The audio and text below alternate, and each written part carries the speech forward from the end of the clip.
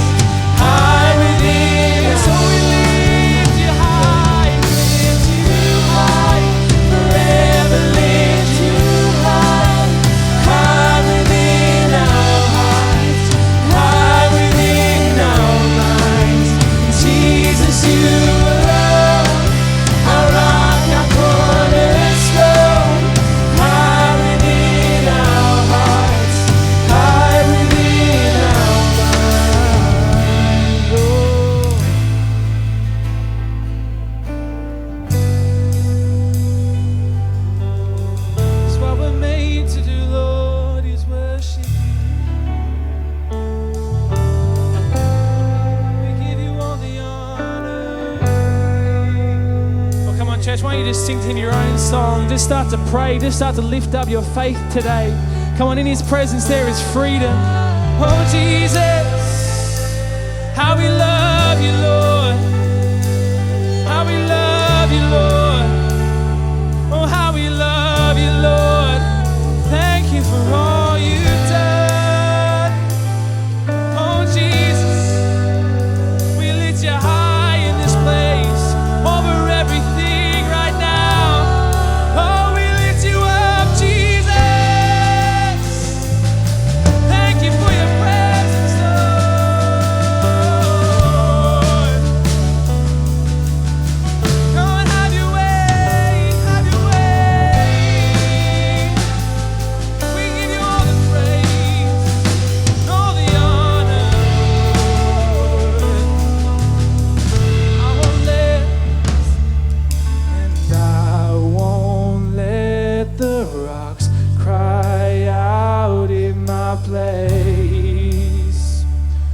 Return, and we return the breath you, that's it church, we give it back to Him this morning. Oh, and I won't let the rocks cry out in my place.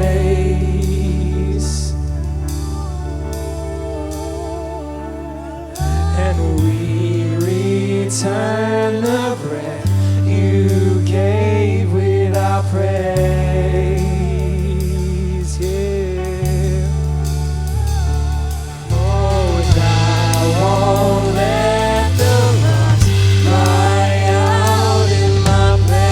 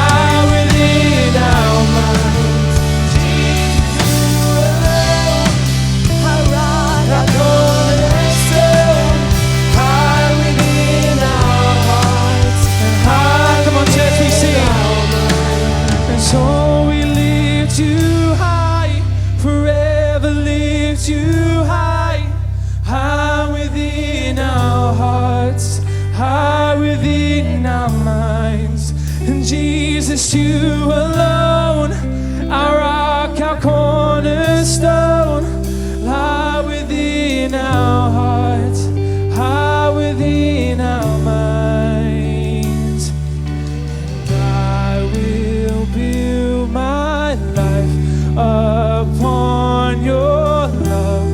It is a firm foundation, and I will put my trust in you alone, and I will not. Come on, church. The saints declare, and I will build my life upon your love.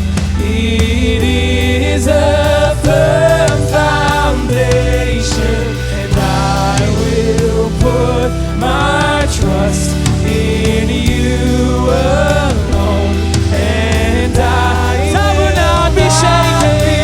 Yeah, we sing, oh, and I will build my life upon your love.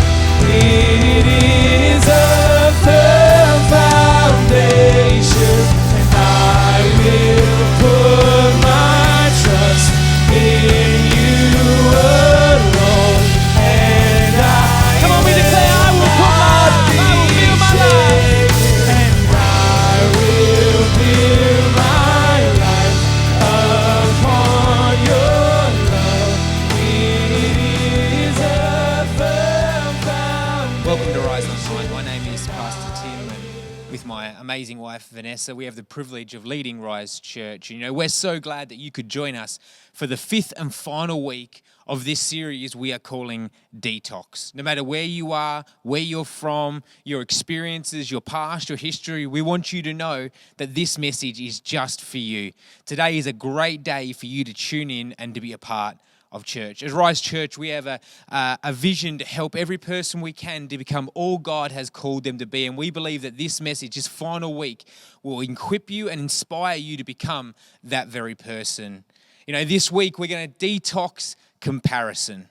You know, if we're honest, we've all had that moment, that big if only, that time when if only we had their looks, if only we had their figure, if only we had their money, if only we had their career, if only we had their relationship, if only we had their kids. You know, and we've had that if only moment. Every one of us has had it where we've compared ourselves to someone else, and it has had an effect on the way we see ourselves, our family, and our friends. And so what we want to do today is just take a few moments to look at this idea of comparison and detox healthy and harmful behaviors that limit and stop us becoming the person God has called us to be.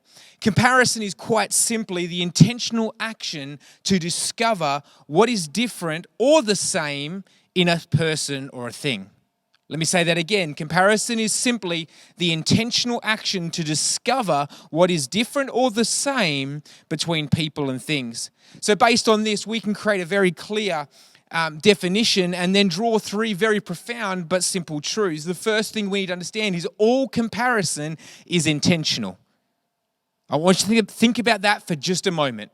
All comparison is an intentional decision. You cannot accidentally start comparing yourself to others or things. You can't accidentally start comparing. It is always an intentional and deliberate decision. Now, you may not fully understand the outcomes or the consequences of that, but you have to understand that for you and I, we are making these decisions, these conscious decisions to compare ourselves with others.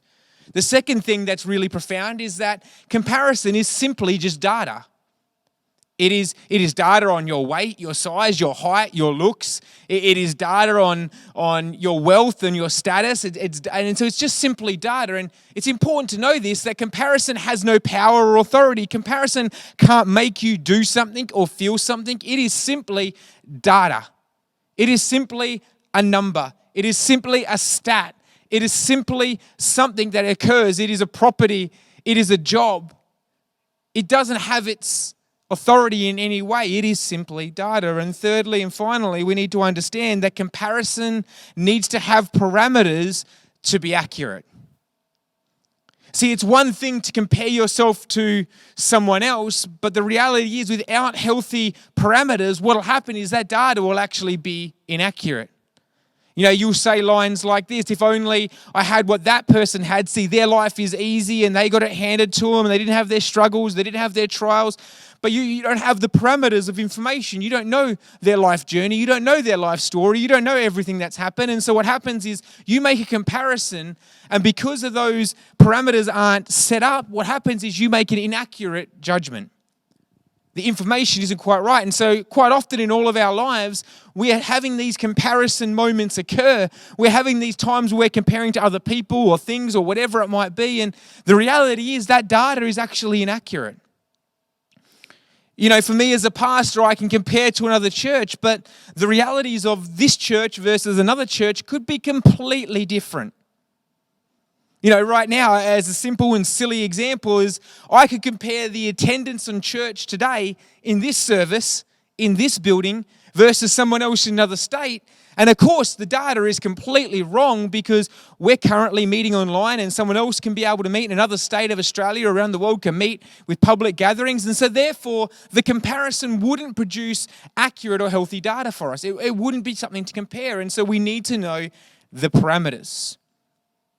But how about we go just a little bit deeper for a moment and just have a look at a toxic comparison that I've experienced in my life that actually has hindered me and limited my ability to be the person God has called me to be. I'm going to be a little bit vulnerable. For those who don't know, as obviously I'm a pastor and my career, if you will, or my job is I lead the church. That is what I do. It's part of my job. And so it's a very rewarding career and it comes with great blessings. You know, it is always an honor to be a pastor or a minister of a church. It is always an honor to have that. But if I could be honest, there are great challenges that also come with being a leader and a pastor. Now, for those who want to describe my job is to help people to become who God's called them to be. And I do that in a whole host of ways, in a whole heap of different scenarios. But essentially, that's my job. But the one challenge to my job is that my whole business is people. Everything I do involves people. And if you know anything about people, people are complicated. And complicated people tend to make your life a little bit challenging. And if I'm not careful, there are some days where I jump on social media and I start to compare my leadership, myself, to other pastors and other leaders and how they're doing. And I can check out their Instagram and it starts out as innocent and just me being on social media. But the reality is I start comparing the size, the growth, the quality of their service. I start to look at things like their staff and how their staff are doing. I start to look at their growth strategies and the amount of people joining, the new people that are coming in. I start to see their vision and their building. And if I could be honest, my comparison, when it's toxic, doesn't lead me to a very healthy place. You know, I should be celebrating and lifting those people up in prayer and with joy that they're succeeding and doing well. But if I'm honest, there's been plenty of times and plenty of moments where instead of celebrating and being inspired and filled with faith, I'm sitting on a couch eating a bag of potato chips, feeling sorry for myself, wondering whether I should even keep going. Now, I need you to know I'm not planning on quitting. I'm not planning on walking away. But what I am wanting you to know is every one of us has, in some way or shape or form, toxic comparison affecting and limiting us being the person that they are called to be. You know, so I want you to join me, participate with me in detoxing unhealthy comparison from your life. Now, just to take us right back to the start, this word detox is removing the harmful, hurtful habits, behaviors, and actions from our lives. And so what we want to do is not just get rid of, throw comparison out, because comparison is actually healthy. Comparison is human nature. We will compare, we should compare, but there is a difference between healthy comparison and unhealthy comparison. And so we want to talk about that today. We want to go on the journey today of how do we actually detox unhealthy, that toxic comparison from our life. How do we stop ending up like Pastor Tim on a couch, eating a bag of potato chips, feeling sorry for himself? How do we stop ourselves from getting that place? Because that's not how God called me to live. That's not how God destined me to live. But unhealthy comparison has moved me to places where I was never supposed to be. And so today what we're going to do is we're going to ask ourselves 4 very simple questions to check how our comparison is doing. The fact is you are going to compare. You have to get a gauge. You have to know where you're at life. But there's a difference between toxic and healthy. So let's get into this today. The 4 questions that you can ask yourself when it comes to comparison. Question number 1, does my comparison leave me motivated or miserable? Pretty simple, but pretty profound. Does my comparison leave me motivated or miserable? Pastor Tim on a couch, feeling sorry for himself, we can clearly see that is not healthy comparison. It hasn't left Pastor Tim motivated or inspired. It's left him miserable, down, defeated.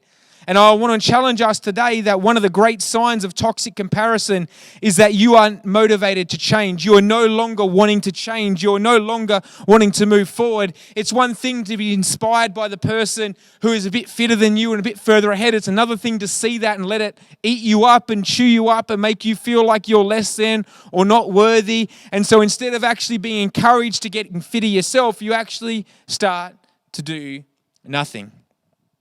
See, it's helpful to compare. It is helpful to know. For me as a pastor, it's helpful to see that other churches are having breakthrough and seeing miracles and seeing change and seeing things. It's healthy for me to have that. But when it stops inspiring me to keep pushing forward, when it stops me from dreaming and believing and going after it, it starts to become toxic. See, the reality is you've got toxic comparison when you start criticizing other people's success instead of celebrating it. You'll recognize it because what you will do is when you see that other person doing well and you compare yourself, you won't be inspired, you'll start to criticize. You won't champion, you'll pull them down. And so what I want to do is challenge us today to understand that actually comparison can be good, but it should always lead us to want to change and grow and become bigger and better. It should lead us to a place of motivation, not miserable.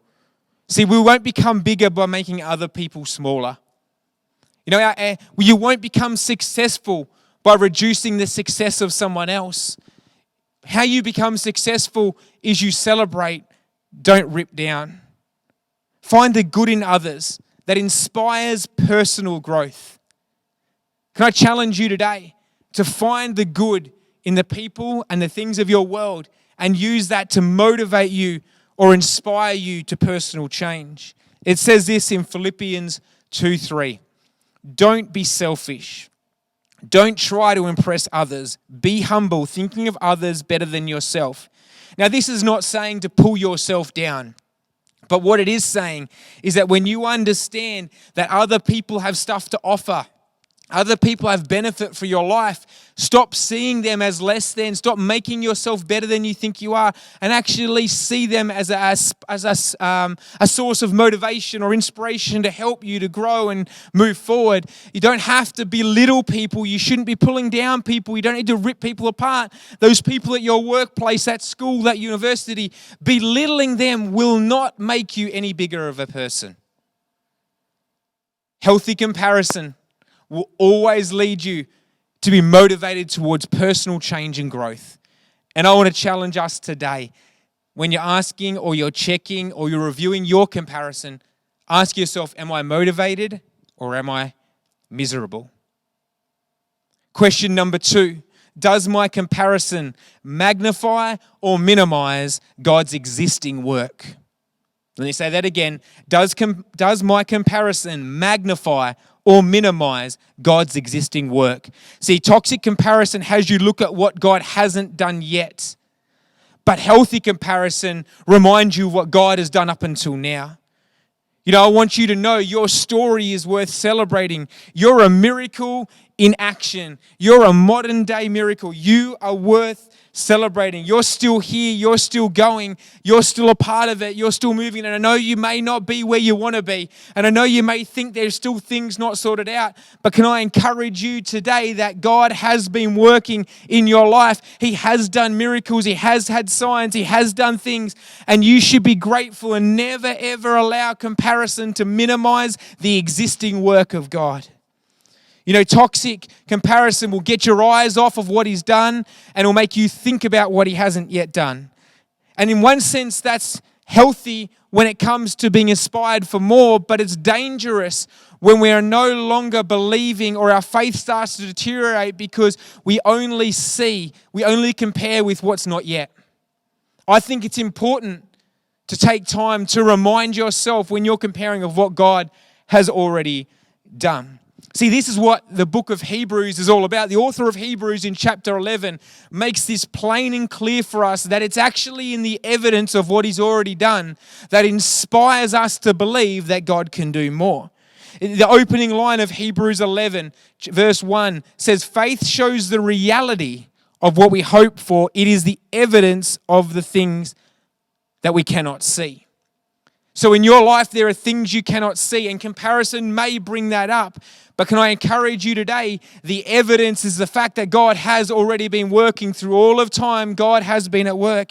And Hebrews 11 doesn't leave it at one verse. It goes on to really drum it home. It says, you know what faith is? Faith was the work that was going through the life of Abel. Faith is what happened in the life of Enoch. Faith is what happened in the life of Noah and Abraham and Sarah and Isaac. This is just in one chapter of the book, in Isaac and in Joseph and in Moses and in Rahab and in Gideon and in Samson and Samuel and all the Old Testament prophets. He's saying, you might think your situation is too hard, but your God has done it over and over and over and over again. He did it in Abel. He did it in Samson. He did it in David. He did it in Moses. He did it in the prophets. He did it through the disciples and the apostles. He did it through the early church. He did it through all the ages of the church. And guess what? He's still doing it today. So when we say have faith, we're not saying have faith in something you can't test. We're saying have faith, the fact that your God has rocked up over and over and over again. And in your life, even your story, you personally, be encouraged. Your God has been moving. Maybe this is the first time you've ever seen Rise Online or ever encountered me or Rise Church. Can I say to you, it's a miracle you're here. God's at work in your life right here and right now. Right where you're sitting in this service today, God is working. God is moving. Your story is part of the evidence. Don't let unhealthy comparison stop you seeing the miraculous work of God in your life. Don't start to let your faith diminish and drop off. I love what it says in Galatians 6:4. It says in Galatians 6:4, it says, "Pay careful attention to your own work, for then you will get the satisfaction of a job well done." You don't need to compare yourself to anyone else. When I read that, I was just challenged to be reminded that it's not what God's doing just in everyone else, but what God's already done in me.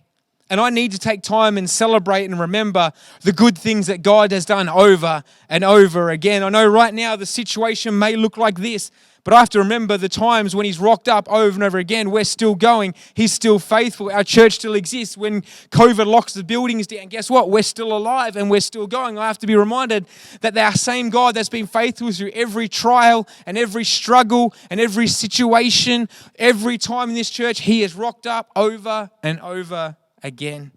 I cannot let toxic comparison stop me from remembering that our God is moving and working.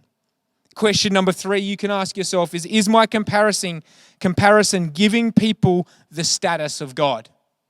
Is my comparison giving people the status of God? See, toxic comparison will lead you to desire what you were never created to be. It will get you chasing and seeing things that you were never called to have a part of your life.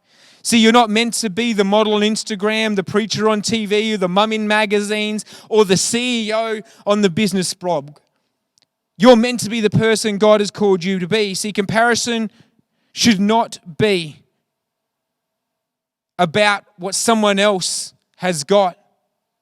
But see, for you and I, we need to understand that we are actually created in the image of God, and that's who we are to compare to, and that's who we're to inspire to. But see, what happens is when an unhealthy, toxic comparison comes in, we stop pursuing the image creator, and we start pursuing the image. We start chasing after people and trying to become people when we were never destined to be anyone else on this earth. We were supposed to be one of a kind. We were supposed to be unique. And the only way we can discover that for our life is to pursue and to know the Creator. In Genesis 1:27, it says this: so God created human beings in His own image. Come on, I want you to understand, He created you in His own image. Not in the image of the person on Instagram, not the image of the person on TV, not the image of someone that you've read about, heard about, seen about, known about, not your neighbor, not the person at school, not that person at work. He has made you in His own image. In the image of God, He created them, male and female, He created them. I want to stir someone up today. When we draw our validation and our identity of anything outside of God, we give that person the status of God when we were designed to be like Him and not them. See, the great sin in Eden was nothing other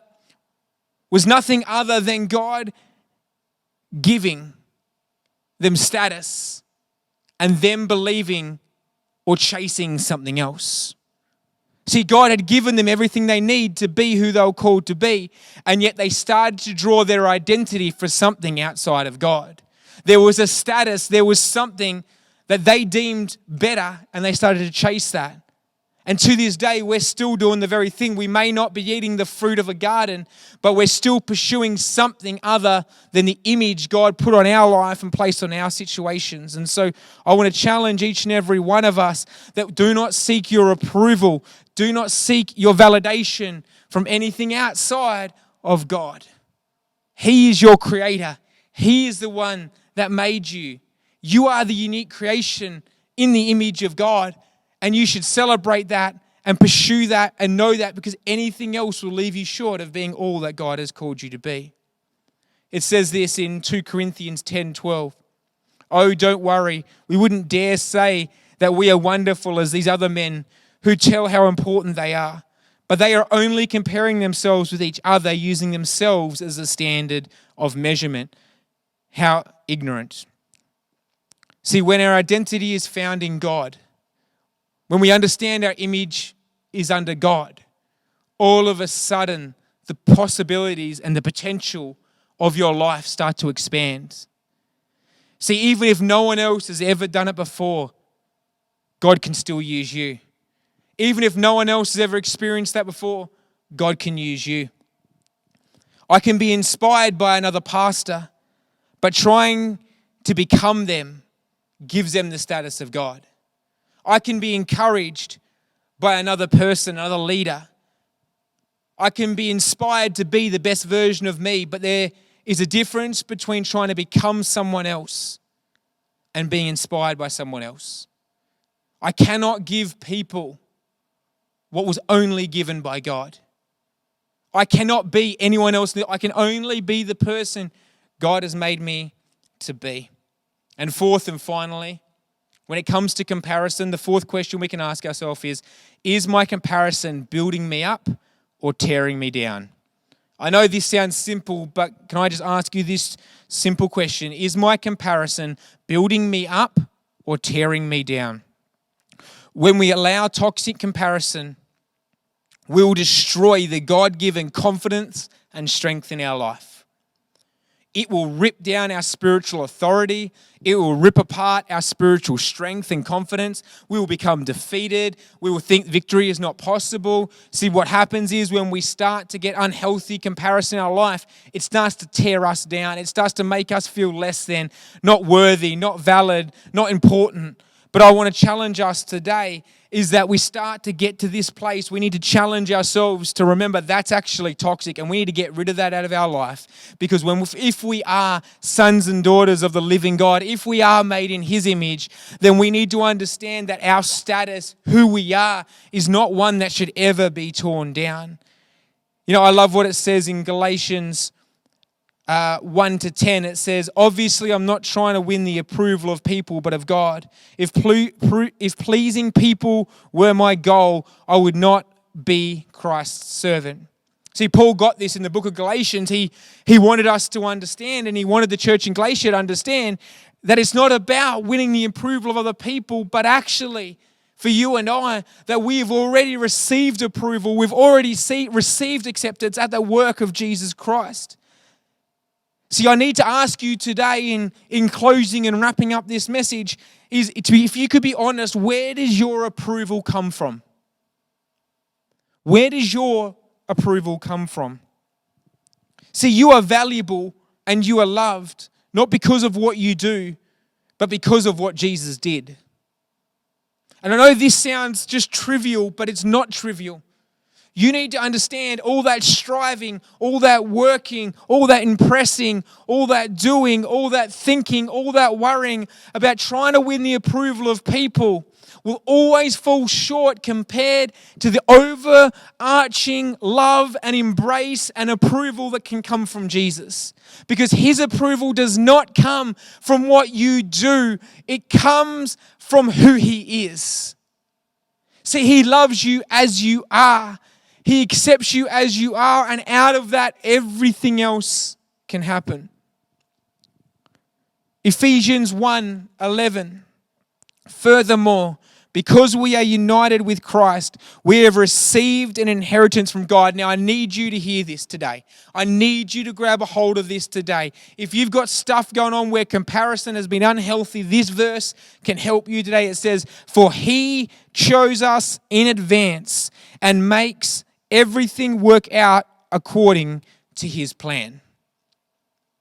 Let me say that again. For he chose us in advance. Before you were born, in advance.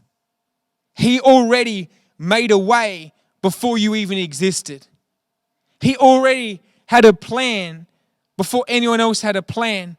Before your mother or father gave you your name, before you ever had that situation, he had a plan. And I want to encourage you today that do not draw your approval from things of this world, but draw it from Jesus. And as you do that, what will happen is your value, your worth, your significance, the way you see yourself and your world will radically change. See, you cannot draw your identity from anything outside of Jesus and be the person God has called you to be. It is okay for God to use people to inspire and encourage. It's okay for that to occur.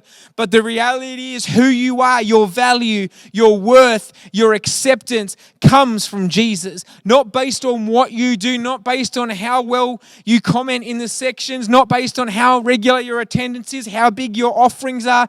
It's not based on that. It's based on the work of Jesus. And when you understand that, the way you live your life can be radically different. Irrespective of your circumstances, you can be secure. Irrespective of your looks, you can be secure. Irrespective of your status or your family, you can be secure because his acceptance, his approval, his love is not based on what you do. It's based on who he is. You know, in closing today, I want to challenge us to have a fresh encounter with the love of God. I want you to know that you are valuable. You are worthy. You are called, anointed, and accepted. You are forgiven. All because of the work of Jesus on that cross.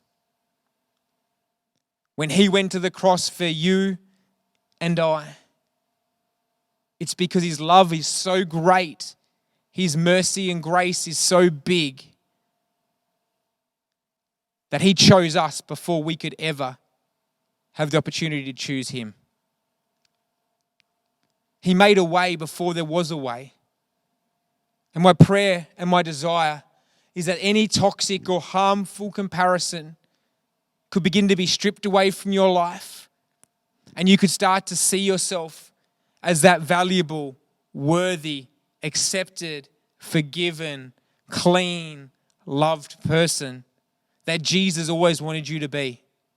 That when he went to the cross, he took those things, that sin, that shame, that mistake, that stuff you did, and he paid the price for you so that you could live in freedom. Let me pray over every person as a part of this service today. Holy Spirit, I thank you for today.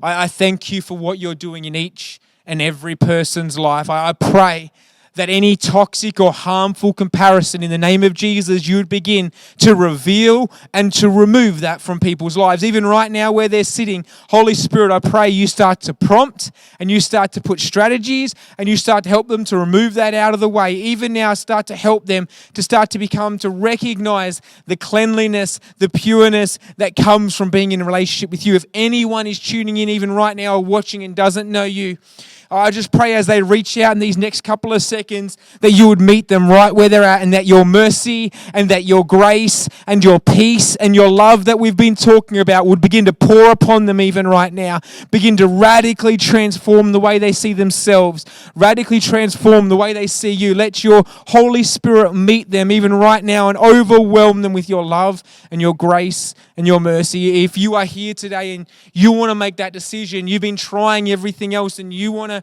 put your faith and trust in Jesus and let your identity be formed in Him, all you have to simply do is ask. Even right now in your lounge room, wherever you're watching, wherever you're at right now, you can just ask, Jesus, I pray that you reveal yourself to me, make yourself real to me, make yourself known to me.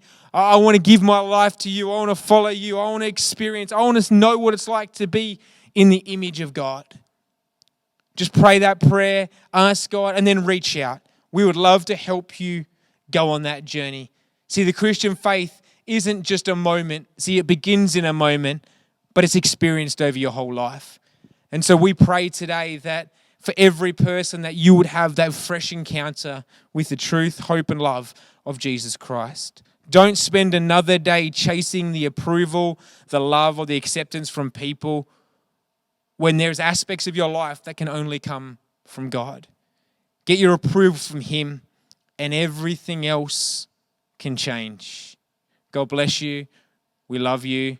Have an amazing day. Well, we hope that you were really blessed by the message today from Pastor Tim.